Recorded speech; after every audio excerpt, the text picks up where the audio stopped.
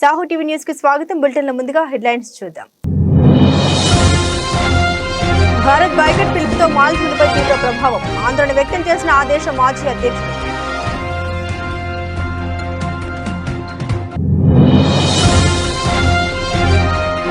1.5 కిలోమీటర్లు safari vehicle తరిమిన ఖడ్గ మృగం. ఎటింట viral అవుతున్న వీడియో.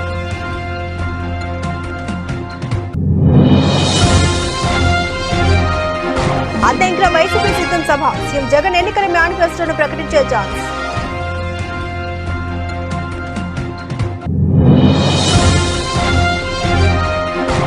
టచ్ చేసి చూడండి, ఫామ్ హౌస్ గోడలే కాదు ఇటుకలు కూడా మిగలవు. CM Revanth Reddy mass warning.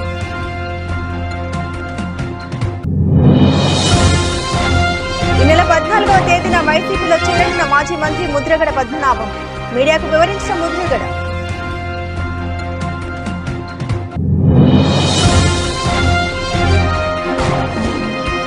Hyderabad Black Hawks పై కొచ్చి బ్లూ స్పైకర్స్ గెలుపు.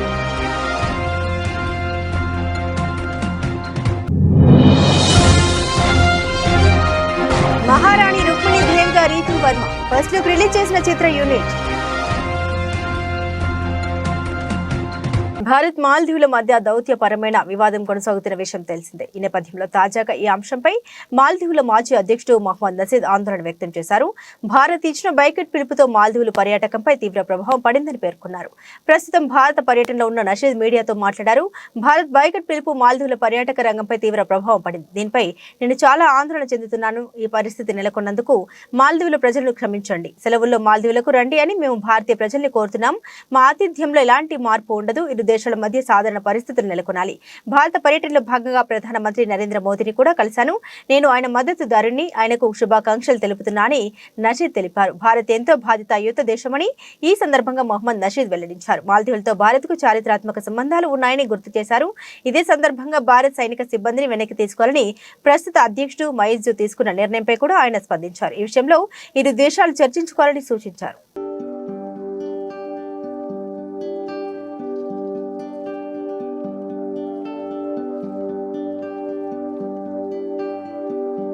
లోని మనాస్ నేషనల్ పార్క్ లో సఫారీకి వెళ్లిన కొందరు టూరిస్టులకు భయంకరమైన అనుభవం ఎదురైంది. వారి వాహనాన్ని ఒక ఖడ్గ మృగం వెంబడించింది. ఈ ఘటన ఎప్పుడు జరిగిందో తెలియదు, కానీ ప్రస్తుతం వీడియో సోషల్ మీడియాలో తెగ వైరల్ అవుతుంది. మానస్ జాతీయ పార్క్ లోని బన్స్ మారీ ఫారెస్ట్ జోన్ లో పర్యాటకులతో సఫారీకి వెళ్లిన జీపును ఒక ఖడ్గ మృగం వెంటాడింది. ఏదో 100-200 మీటర్లు కాదు, ఏకంగా 1.5 కిలోమీటర్లు వారి జీపును తరిమింది. ఎంతకీ అది ఆగకపోవడంతో జీపు డ్రైవర్ వేగం పెంచాడు. దీంతో అది నెమ్మదించింది. దీనంతా ఆ జీప్ లో ఉన్న పర్యాటకుడు తన కెమెరాలో బంధించాడు. ఖడ్గ మృగాలు పర్యాటకుల్ని తరమడం ఇదే మొదటిసారి కాదు. 2022లో కూడా కజిరంగా జాతీయ పార్కులో సఫారీకి వెళ్లిన పర్యాటకుల జీపులను ఓ రైనో గుంపు వెంబడించింది. అటవీ మార్గంలో వెళ్తున్న జీపును పొదల్లో ఉన్న ఖడ్గ మృగాలు సుమారు 2 కిలోమీటర్ల వరకు తరిమాయి. కాగా ఎన్నో రకాల జంతువులు, పక్షులు, పురులకు నెలవుగా ఉన్న మానస్ నేషనల్ పార్కుకు 1985లో యునెస్కో వరల్డ్ హెరిటేజ్ సైట్ గా గుర్తింపు లభించింది.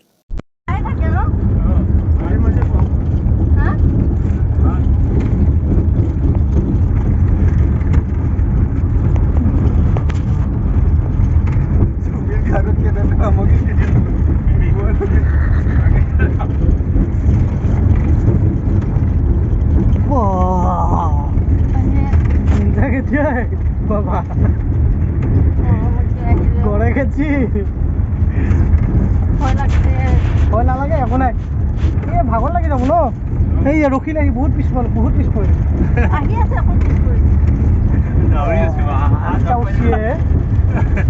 গোটেই এনাৰ্জি সি আজি লগাই দিছি।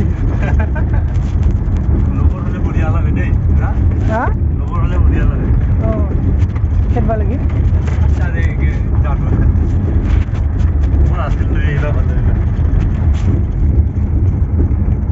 వైసీపీ అధినేత సీఎం జగన్మోహన్ రెడ్డి సిద్ధం సభల పేరిట ప్రజల్లోకి వెళ్తున్న విషయం తెలిసిందే. ఇప్పటికే భీమిలి, దెందులూరు, రాప్తాడులో నిర్వహించిన సభలు విజయవంతమయ్యాయి. ఈ సభల్లో సీఎం జగన్ పాల్గొని కార్యకర్తలు ప్రజలను ఉద్దేశించి ప్రసంగించారు. తాజాగా ఆదివారం చివరి సిద్ధం సభ అద్దంకి నియోజకవర్గంలో జరగనుంది. నియోజకవర్గంలోని మెదరమెట్ల వద్ద కోల్కతా చెన్నై జాతీయ రహదారి పక్కనే సుమారు 200 ఎకరాల సువిశాల మైదానంలో ఈ సభను నిర్వహించడానికి వైసీపీ నేతలు భారీ ఏర్పాట్లను చేశారు. ఈ సభకు దక్షిణ కోస్తాలోని గుంటూరు, బాపట్ల, పల్నాడు, ప్రకాశం, నెల్లూరు, తిరుపతి జిల్లాల్లోని సుమారు 54 నియోజకవర్గాల నుండి వైసీపీ శ్రేణులు, అభిమానులు భారీ సంఖ్యలో సభకు తరలి రానున్నారు.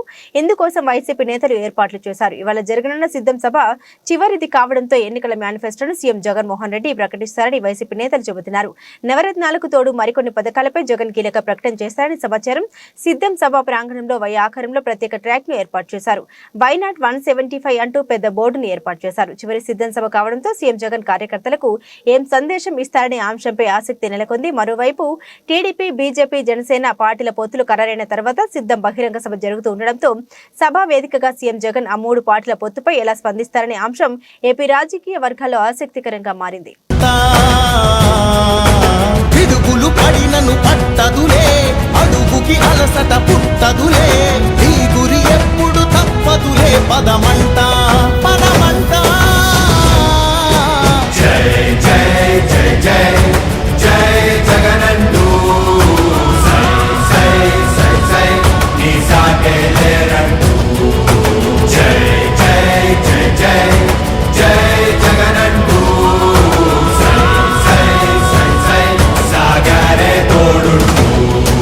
రాష్ట్రంలోని పేద ఆడబిడ్డలకు ప్రతి నెల 5,000 రూపాయలు ఇచ్చే ఉద్దేశంతో తీసుకొచ్చిన ఇందిరమ్మ అభయం పథకం యాప్ ను వైఎస్ షర్మిల లాంచ్ చేయడం జరిగింది. ఈ సందర్భంగా అర్హులైన కొంతమంది మహిళల వివరాలు అందులో పొందుపరచడం జరిగింది. అర్హులైన ప్రతి మహిళ వివరాలు ఈ యాప్ ద్వారా సేకరించడం జరుగుతుంది. ఈ పథకం అమలు కావాలంటే కాంగ్రెస్ పార్టీ అధికారంలోకి రావాలి, పేద కుటుంబాలకు అండగా ఉండాలని కాంగ్రెస్ పార్టీ పథకాన్ని ప్రారంభించింది.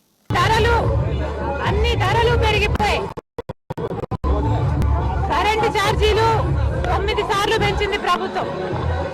గ్యాస్ ధరలు ఆర్టీసీ 3 సార్లు.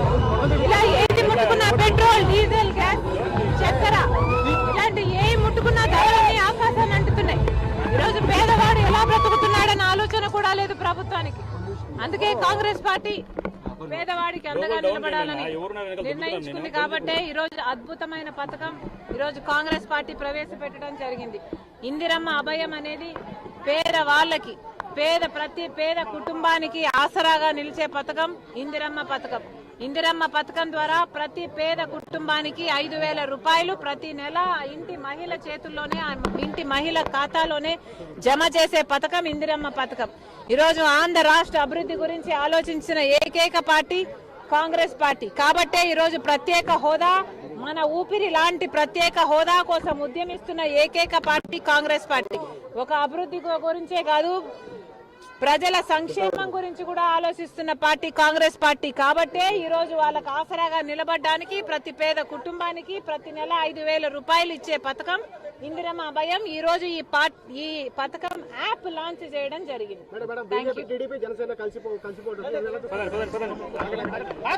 అందరూ దొంగలే, ఎందుకు కలుస్తున్నారో చంద్రబాబు గారు సమాధానం చెప్పాలి. మనకు పోలవరం ఇచ్చారని కలుస్తున్నారా? మనకు ప్రత్యేక హోదా ఇచ్చారని కలుస్తున్నారా? మనకు రాజధాని ఇచ్చారని కలుస్తున్నారా? 5 సంవత్సరాలు మీరు బీజేపీ పార్టీతో పొత్తు పెట్టుకున్నారు. పొత్తు పెట్టుకొని కూడా ప్రజలకు న్యాయం చేయకపోతే మరి మళ్ళీ అదే బీజేపీ పార్టీతో ఎందుకు కలుస్తున్నాడో చంద్రబాబు గారు ఆంధ్ర రాష్ట్ర ప్రజలకు సమాధానం చెప్పారు. ఈ రోజు మైలవరం నియోజకవర్గం కొండపల్లిలో జరిగిన రచ్చబండ కార్యక్రమానికి హాజరైన ప్రజలకు, కార్యకర్తలకు, అభిమానులకు ఏపీ కాంగ్రెస్ అధ్యక్షురాలు వైఎస్ షర్మిల ధన్యవాదాలు తెలియజేశారు. ఆంధ్ర రాష్ట్ర ప్రజలకు బీజేపీ వెన్నుపోటు పొడిచింది. జగన్ అన్న, చంద్రబాబు బీజేపీ తొత్తులుగా మారారని విమర్శించారు. చంద్రబాబు ముఖ్యమంత్రికి ఉన్నప్పుడు మెగా డిఎస్సీ వేస్తారని కేవలం 7,000 ఉద్యోగాలు మాత్రమే ఇచ్చారు. ఇక జగన్ అన్న మెగా డిఎస్సీ అంటూ దగా డిఎస్సీ తెచ్చారు. వీరిద్దరిలో ఎవరు అధికారంలోకి వచ్చినా ఉపయోగం లేదన్నారు. 10 సంవత్సరాలు అధికారంలో ఉన్న బీజేపీ రాష్ట్రానికి ఇచ్చిన ఏ ఒక్క హామీ కూడా నిలబెట్టుకోలేదు. పేద ఆడబిడ్డలకు అండగా ఉండడానికి ఇందిరమ్మ అభయం పేరుతో ఓ పథకాన్ని తీసుకొచ్చాం. ఈ పథకం ద్వారా ప్రతి నెల 5,000 రూపాయలు ఆ ఇంటి మహిళ పేరు మీద ఇవ్వనున్నాం. కేంద్రంలో అధికారంలోకి వచ్చిన, రాష్ట్రంలో అధికారంలోకి వచ్చిన ఈ పథకం అమలు చేస్తామని షర్మిల హామీ ఇచ్చారు. కాంగ్రెస్ అధికారంలోకి వస్తే ప్రత్యేక హోదా, రాజధాని, పోలవరం నిర్మాణంతో పాటు ఇందిరమ్మ అభయం కూడా వస్తుంది. రాజన్న సంక్షేమాన్ని తిరిగి తెచ్చుకోవాలంటే కాంగ్రెస్ పార్టీకి ఓటు వేసి గెలిపించండి ఆమె కోరారు. అంటే కేంద్ర ప్రభుత్వము ఆ రాష్ట్రంలో పెట్టే కంపెనీలకు అసలు ట్యాక్సులు ఉండవు, ఎక్సైజ్ డ్యూటీలు ఉండవు. కాబట్టి పరిశ్రమలు పెట్టడానికి పరిశ్రమవేత్తలు ఉరుక్కుంటూ వస్తారు. పెద్ద పెద్ద పరిశ్రమలు పెడితే మన రాష్ట్రంలో అభివృద్ధి జరుగుతుంది, మన బిడ్డలకు ఉద్యోగాలు వస్తాయి. స్పెషల్ స్టేటస్, ప్రత్యేక హోదా అన్నది మన రాష్ట్రంలో ఎందుకు ముఖ్యమో అంటే అభివృద్ధి కోసం ముఖ్యం. స్పెషల్ స్టేటస్ మన రాష్ట్రంలో ప్రత్యేక హోదా వస్తే కేంద్రం నుంచి మన రాష్ట్రానికి వచ్చే నిధులు కూడా అద్భుతంగా వస్తాయి. మన రాష్ట్రంలో ఏది కావాల్స్తే అది, ఏది అవసరమైతే అది ఖర్చు పెట్టుకోవడానికి వీలుంటుంది. ఇప్పుడు మనకు రాజధాని కూడా లేదు. ఉందమ్మా రాజధాని? కనీసం రాజధాని కూడా లేదు. చుట్టుపక్కల రాష్ట్రాలందరికీ బెంగళూరు అయితేనేమి, చెన్నై అయితేనేమి, హైదరాబాద్ అయితేనేమి పెద్ద పెద్ద రాజధానిలు కట్టుకున్నారు, వేగంగా దూసుకుపోతున్నాయి. మనం మాత్రం ఇది మా రాజధాని అని చెప్పుకునేటట్టు మన కనీసం తలెత్తుకొని ఇది మా రాజధాని అని చెప్పుకునేటట్టు మన కనీసం ఒక రాజధాని కూడా లేకపాయే. మరి ఏం అభివృద్ధి జరిగినట్టు? ఏం అభివృద్ధి జరిగినట్టు? ఎక్కడ వేసిన గొంగలి అక్కడే. 10 సంవత్సరాల కింద ఎక్కడున్నామో ఇప్పుడు కూడా అక్కడే ఉన్నాం. అలాగే ఉన్నాయి మన బతుకులు. ప్రపంచమంతా వేగంగా ముందుకు వెళ్ళిపోతుంది. మనం మాత్రం ఒక్క అడుగు కూడా ముందుకు వేయకపోతే ఈ 10 సంవత్సరాలలో 10 ఏళ్లు మొత్తము అందరూ అభివృద్ధి చెందితే మనం మటుకు 25 ఏళ్లు వెనక్కి వెళ్ళాం. ఇది మన రాష్ట్రంలోని పరిస్థితి. బిడ్డలకు ఉద్యోగాలు వస్తున్నాయమ్మా, బిడ్డలు చదువుకుంటున్నారు. ఈరోజు డిగ్రీలు, పీజీలు చదువుకుందాం అనుకుంటే ఆ రోజుల్లో రాజశేఖర రెడ్డి గారు ఉన్నప్పుడు ఫీజు రీయింబర్స్మెంట్ ఉండేనా అమ్మా? ఫీజు రీయింబర్స్మెంట్ రాజశేఖర రెడ్డి గారు చెప్పిన మాట, పెద్ద చదువులు ఏ బిడ్డ చదువుకోవాలన్నా మీరు డాక్టర్ అవుతారా, మీరు ఇంజనీర్ అవుతారా, మీరు ఎంబీఏ చేస్తారా, మీరు ఎంసీ. మేడ్చల్ ప్రజాదీవన సభలో ముఖ్యమంత్రి రేవంత్ రెడ్డి బీఆర్ఎస్ నేతలపై నిప్పులు చెరిగారు. 6 నెలల్లో మా ప్రభుత్వం కూలుతుందని కొందరు మాట్లాడుతున్నారు. మేము అల్లా టప్పాగా అధికారంలోకి వచ్చిన వాళ్ళం కాదు. ఈ ప్రభుత్వాన్ని కూల్చేంత మొనగాడు ఎవడైనా ఉన్నారా అని అన్నారు. మన ప్రభుత్వాన్ని పడగొట్టాలని చూస్తే ఫామ్ హౌస్ గోడ్లే కాదు ఇటుకలు కూడా మిగిలవంటూ స్ట్రాంగ్ గా వార్నింగ్ ఇచ్చారు సీఎం రేవంత్ రెడ్డి. కేంద్ర రాష్ట్ర ప్రభుత్వాల మధ్య సఖ్యత లేకపోవడంతో గత 10 ఏళ్లలో ఈ ప్రాంతం అభివృద్ధి ఆగిపోయింది. ప్రజా ప్రభుత్వం అధికారంలోకి రాగానే సమస్యల్ని వేగంగా పరిష్కరించి అభివృద్ధి పనులు ప్రారంభిస్తున్నాం. రైతు బిడ్డ ముఖ్యమంత్రిగా ఉంటే మీ కడుపు కాలుతుందా, కళ్ళు మండుతున్నాయా, ఆడబిడ్డలకు ఉద్యోగాలు ఇవ్వడం లేదని కవిత మాట్లాడుతున్నారు. మేము భర్తీ చేసిన 30,000 ఉద్యోగాల్లో 43% ఆడబిడ్డలకు ఉద్యోగాలు ఇచ్చాం. లెక్కలతో సహా పేర్లతో సహా చెప్పేందుకు మేము సిద్ధంగా ఉన్నాం. చేతనైతే మీ అయ్యను అసెంబ్లీకి పంపండి, లెక్కలు చెబుతాం. ధర్నా చౌక్ వద్దన వాళ్ళు ఇవాళ సిగ్గు లేకుండా వెళ్లి ధర్నా చౌక్ లో ధర్నా చేస్తున్నారు. మంత్రివర్గంలో ఒక మహిళ కూడా అవకాశం ఇవ్వకపోతే అయ్యను అడగండి. వాళ్ళు కూడా ఇప్పుడు మహిళల గురించి మాట్లాడుతున్నారు. లక్షల కోట్లతో కట్టిన ప్రాజెక్టు 3 లెక్క కూలిపోయింది. హరీష్ రావు మేడిగడ్డకు రమ్మంటే రాడు, అసెంబ్లీలో మైక్ ఇస్తే చెప్పడు. 10 ఏళ్లలో జవహర్ నగర్ డంపింగ్ యార్డ్ సమస్యను కూడా తీర్చలేకపోయారు. మేడ్చల్ ప్రాంతానికి ఐటీ పరిశ్రమలు రావాలి, భూముల విలువలు పెరగాలి. ఈ ప్రాంతాన్ని అభివృద్ధి చేసే బాధ్యత మీ అన్నగా నేను తీసుకుంటా. 400 సీట్లు వస్తాయంటున్న మోదీ రాష్ట్రాల్లో పార్టీలతో ఎందుకు పొత్తులు పెట్టుకుంటున్నారు? ఎన్డీఏను అతలకుత బొంతగా ఎందుకు మారుస్తున్నారు? మోదీ పాలనకు ఇక కాలం చెల్లింది. దేశంలో కాంగ్రెస్ అధికారంలోకి రాబోతుందన్నారు సీఎం రేవంత్ రెడ్డి. ఇయాల మిత్రులారా, పిసిసి అధ్యక్షుడిగా 4 కోట్ల ప్రజల్ని తెలంగాణ నలుమూలలో తిరిగి ప్రజలని కలిసి ప్రజా సమస్యల మీద కొట్లాడి ప్రజల దగ్గరికి వెళ్ళి అభయ హస్తం ద్వారా 6 గ్యారెంటీలను ప్రజలకు వివరించి తెలంగాణకు పట్టిన చీడ పీడ కేసీఆర్ కుటుంబాన్ని వదిలించాలని ప్రజలకు విజ్ఞప్తి చేస్తే ప్రజలందరూ ఇవాళ వాళ్ళను చీత్కరించి ఇవాళ కాంగ్రెస్ పార్టీకి పట్టం కట్టిండ్రు. ఇవాళ మీరు చూస్తున్నారు, వచ్చిన నెల నుంచి మనమేమో అల్లా తప్పగా రాలే, అడుక్కొని రాలే, అయ్య పేరు చెప్పుకొని రాలే, లేకపోతే అడక్క తిని రాలే. నిటారుగా నిలబడి కొట్లాడి కాంగ్రెస్ పార్టీ కార్యకర్తలు జెండా మోస్తే మీరు అభిమానంతో గుండెల్లో పెట్టి చూసుకుంటే సోనియమ్మ మీద, మల్లికార్జున ఖర్గే గారి నాయకత్వం మీద నమ్మకంతో ఇవాళ కాంగ్రెస్ పార్టీని గెలిపించారు. 65 మంది శాసనసభ్యులు ఈరోజు ముఖ్యమంత్రిగా, సిఎల్పి నాయకుడిగా మనల్ని ఎన్నుకుంటే మనం ఇవాళ ఉన్నాం. ఇవాళ సంపూర్ణమైన మెజార్టీతో మనం అధికారంలోకి వచ్చినాం. కానీ వాడొకడు వీడొకడు మోపయ్యి అట్లెట్లుంటది, 6 నెలలనే పోతుంది, 3 నెలలనే కూలుతుంది అని అంటారు. నేను అడుగుతున్న మిత్రులారా, అంత మొనగాడెవడని మాజీ మంత్రి ముద్రగడ పద్మనాభం వైసీపీలో చేరికకు ముహూర్తం ఖరారైంది. ఈ నెల 14న ఆయన వైఎస్ఆర్ కాంగ్రెస్ పార్టీ కండువా కప్పుకోనున్నట్లు ముద్రగడ తెలిపారు. ముద్రగడ వెంట ఆయన కుమారుడు గిరిబాబుతో పాటు పలువురు కాపు సంఘం నేతలు కూడా వైసీపీలో చేరనున్నారు. కిర్లపూడి నుండి భారీ సంఖ్యలో అనుచరులతో తాడపల్లికి తరలి వెళ్లి ముఖ్యమంత్రి జగన్మోహన్ రెడ్డి సమక్షంలో ముద్రగడ పార్టీలో చేరనున్నారు. ఇటీవల కిర్లంపూడిలోని ముద్రగడ నివాసంలో ఆయనతో వైసీపీ సీనియర్ నేతలు భేటీ అయిన విషయం తెలిసిందే. ఈ భేటీలో వైసీపీలో చేరతారని వారికి ముద్రగడ హామీ ఇచ్చారు. అంతేకాదు ఎలాంటి పదవులు ఆశించకుండా పార్టీకి తన సేవలు అందిస్తామని వైసీపీ నేతలకు ముద్రగడ తెలిపారు. తాడేపల్లి అనుకుంటానండి, ఇంకా ప్లేస్ వెన్యూ చెప్పలేదండి, వెళ్తున్నామండి. అయ్యా ఇంకా నేను ఇంకా పిలుపు ఇవ్వలేదు సార్. అయ్యా నేను తీసుకున్నానండి. మీరు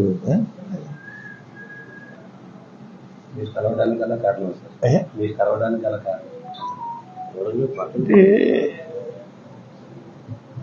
వారు పిలుపు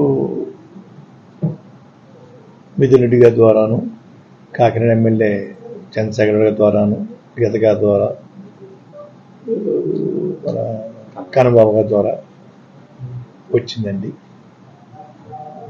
నేను కూడా వారికి మద్దతుగా ఉండాలని నిర్ణయించుకున్నానండి.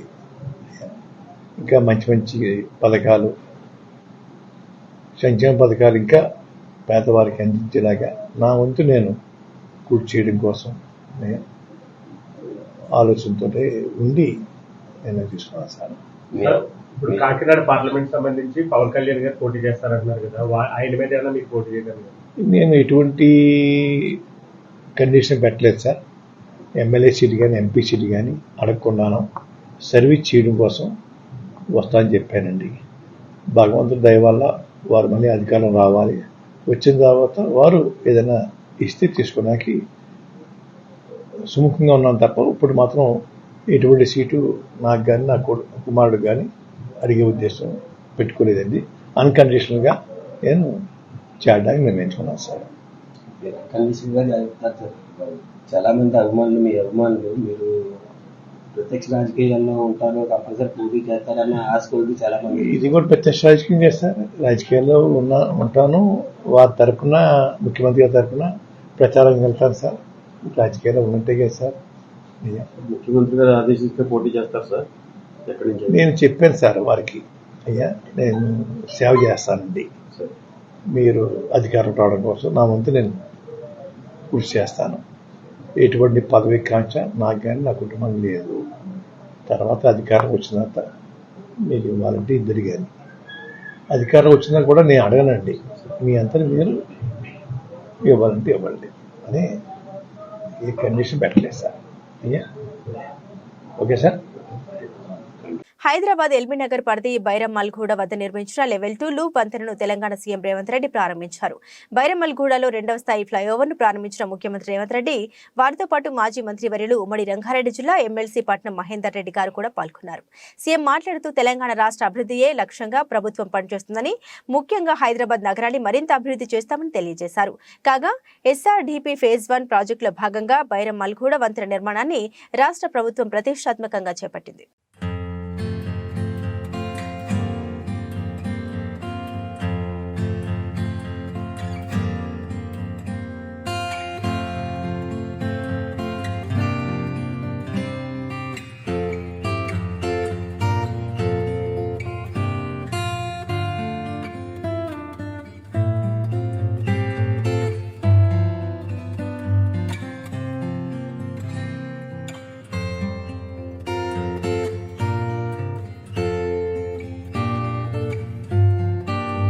మహిళల సంక్షేమం కోసం ఎద్దుపెంటలో కేడీసీసీ బ్యాంకు కొత్త బ్రాంచ్ను ప్రారంభించినట్లు ఆర్థిక శాఖ మంత్రి బుగ్గన రాజేంద్రనాథ్ వెల్లడించారు. ఎన్నో ప్రహసనాలు దాటి నాబార్డ్, రిజర్వ్ బ్యాంకులతో అనుమతులు పొంది డోన్ నియోజకవర్గంలోని సీతారామపురం, నేరేడుచర్ల, ఎద్దుపేటలో కేడీసీసీ బ్యాంకులను ఏర్పాటు చేశామన్నారు. గుండాల క్షేత్రం, బీసీ రెసిడెన్షియల్ స్కూల్, 100 పడకల ఆసుపత్రి, ప్రతి ఊర్లో రహదారులు నిర్మించి అభివృద్ధికి చిరునామాగా డోన్ను తీర్చిదిద్దినట్లు మంత్రి పేర్కొన్నారు.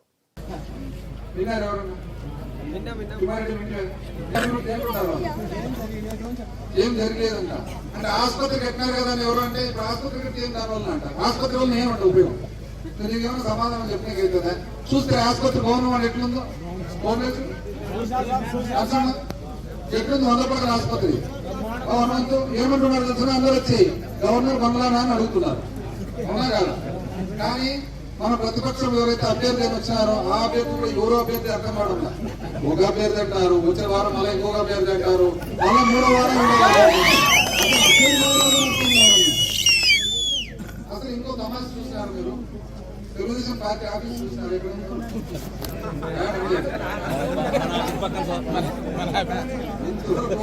నాకు తెలిసి రాష్ట్ర చరిత్రలో ఎక్కడ ఉండదు, ఫంక్షన్ హాల్లో ఉంది.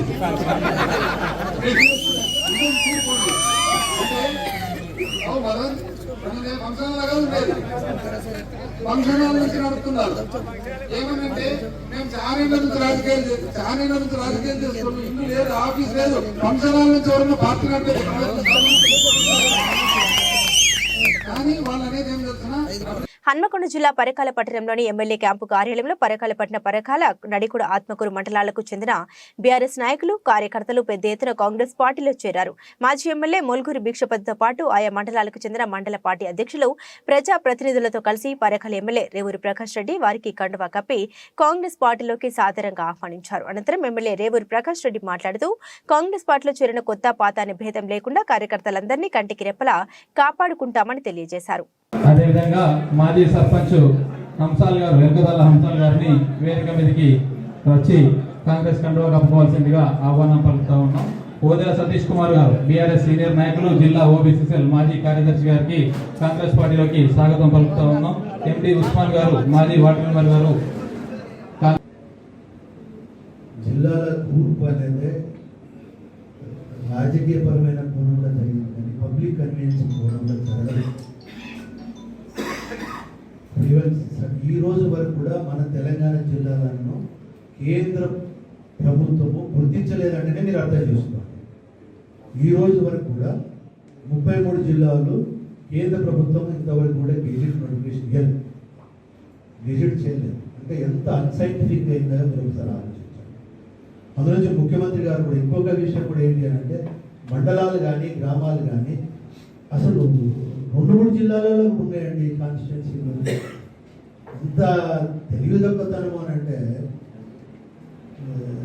కొంచెం అప్పుడప్పుడు నాకు సభ్యత అడ్డం వస్తుంటే కానీ 4 గోడల మధ్య ఉంటే 4 వచ్చిన పూర్తిగా ఎవరికి రావు. అంత దుర్మార్గమైన పని చేశారు. అందులోంచి ముఖ్యమంత్రి గారు టోటల్గా దీని మీద మళ్ళీ ఒక టెక్నికల్ కమిటీని కాన్స్టిట్యూట్ చేయాలని చూస్తున్నారు. ఇప్పుడు మన పరకాలే ఉంది. వెంకటేశ్వరపల్లి, కమలాపూర్ ఏమి మండలం అంటూ ఓటీటీ అవుతుంది. రెవెన్యూ విలేజ్ అంటూ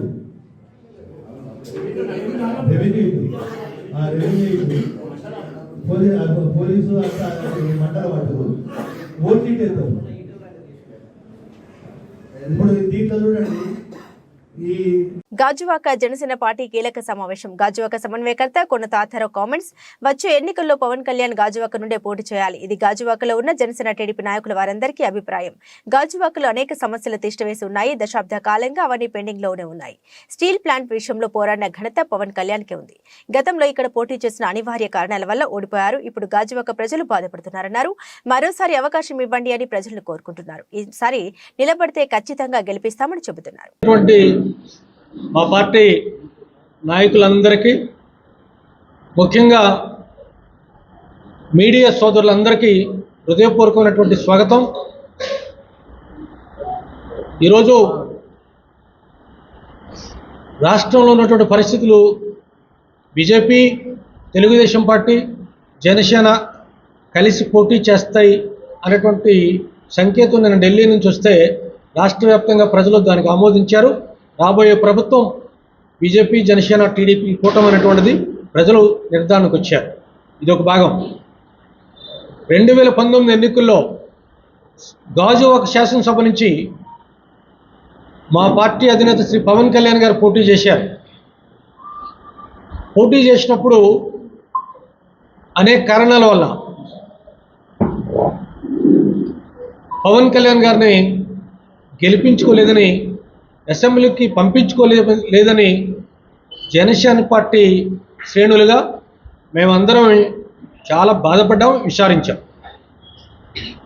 రేపు 24 ఏప్రిల్లో జరిగే ఎన్నికల్లో పార్టీ అధినేత శ్రీ పవన్ కళ్యాణ్ గారు గాజువాక నుంచి పోటీ చేయాలని మా పార్టీ వార్డు అధ్యక్షులు, ముఖ్య నాయకులు, రాష్ట్ర నాయకులు, కార్పొరేటర్లు అందరూ తాలూకా పాపన్నపేట మండలం నగసానిపల్లి శివార్లోని ఏడుపాయల శ్రీ వనదుర్గామాత ఆలయం వద్ద జాతర ఉత్సవాలను అధికారులు ఘనంగా నిర్వహిస్తున్నారు. ఉత్సవాల్లో భాగంగా రాత్రి పలు సాంస్కృతిక కార్యక్రమాలు చేపట్టారు. ఈ సందర్భంగా బిత్తిరి సత్తి సాంస్కృతిక కార్యక్రమాల్లో పాల్గొని ప్రదర్శన నిర్వహించారు. బిత్తిరి సత్తితో పాటు కలిసి పలువురు చిందేశారు. జనాలు వారిని చూసి ఆనందోత్సాహాలతో మునిగిపోయారు. ఈ కార్యక్రమంలో ఆలయ చైర్మన్ సాతెలి బాలేగౌడ్, ఈవో మోహన్ రెడ్డి ఈ కార్యక్రమంలో పాల్గొనడం జరిగింది. నేను ప్రశ్నలు అడగడానికి రాలే, మీరు డబ్బు కొడుతూ ఆడడానికి వచ్చా.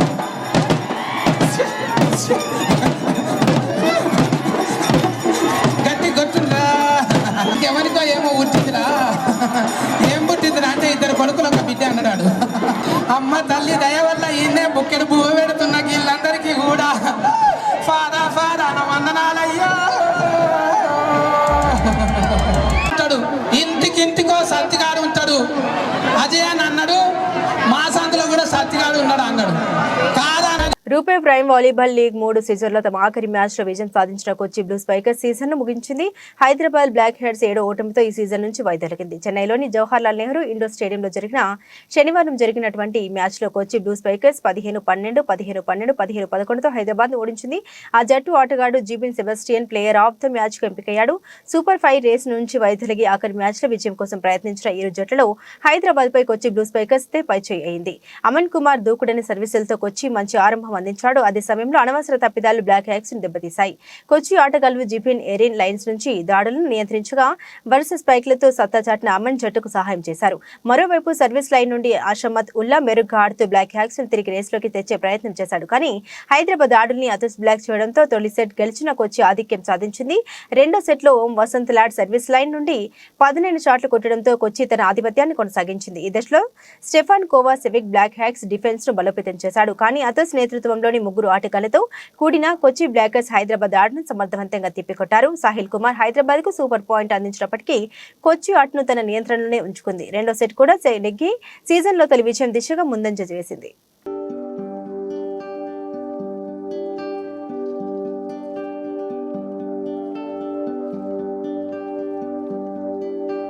తెలుగు అమ్మాయి అయిన రీతు వర్మ అనుకోకుండా అనే షార్ట్ ఫిల్మ్ తో మంచి గుర్తింపును సంపాదించుకున్నారు. దీంతో సినిమాల్లో అవకాశాలు అందిపించుకున్నారు. ఎన్టీఆర్ బాద్షా సినిమాలో కాజల్ అగర్వాల్ తో పాటు నటించి సినిమా కెరీర్ ని స్టార్ట్ చేశారు. ఆ తర్వాత కొన్ని సినిమాలు సెకండ్ హీరోయిన్ గానే కనిపించిన రీతు పెళ్లి చూపులు సినిమాతో మెయిన్ హీరోయిన్ గా మారి సూపర్ హిట్ ను అందుకున్నారు. ఆ తర్వాత నుండి తెలుగు తమిళంలో హీరోయిన్ గా అవకాశాలు అందుకుంటూ ముందుకు సాగుతున్నారు. కాగా నేడు మార్చి 10న రీతు వర్మ పుట్టినరోజు. దీంతో ఆమెకు అభిమానులు ఫిల్మ్ మేకర్స్ శుభాకాంక్షలు తెలియజేస్తూ వస్తున్నారు. ఈ క్రమంలోనే రీతు నటిస్తున్న సినిమా నిర్మాతలు కూడా విషెస్ చేస్తూ పోస్టులు వేస్తున్నారు. పీపుల్ మీడియా ఫ్యాక్టరీలో రీతు స్వాగ్ అనే సినిమా చేయబోతున్నారు.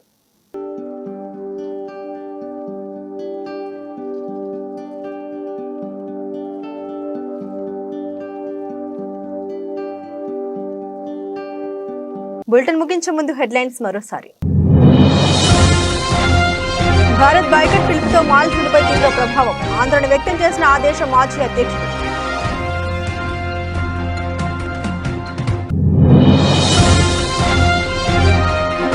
1.5 కిలోమీటర్ల సఫారీ వెహికల్ తరుమున ఖడ్గ మృగం, నెట్టింట వైరల్ అవుతున్న వీడియో.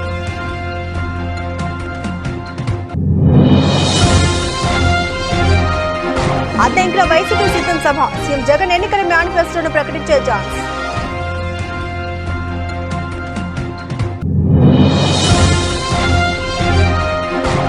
టచ్ చేసి చూడండి, ఫామ్ హౌస్ గోడలే కాదు ఇటుకలు కూడా మిగలవు, CM Revanth Reddy mass warning.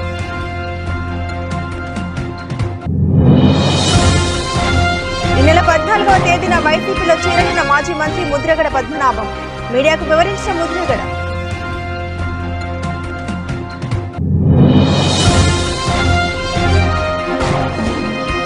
Hyderabad Black Hawks పై కొచ్చి బ్లూ స్పైకర్స్ గెలుపు.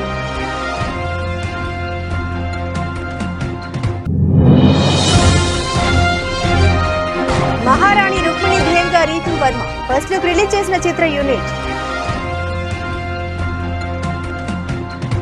ఇవి బులెటిన్ అప్డేట్స్. మరిన్ని అప్డేట్స్ కోసం చూస్తూనే ఉండండి News9 Today News.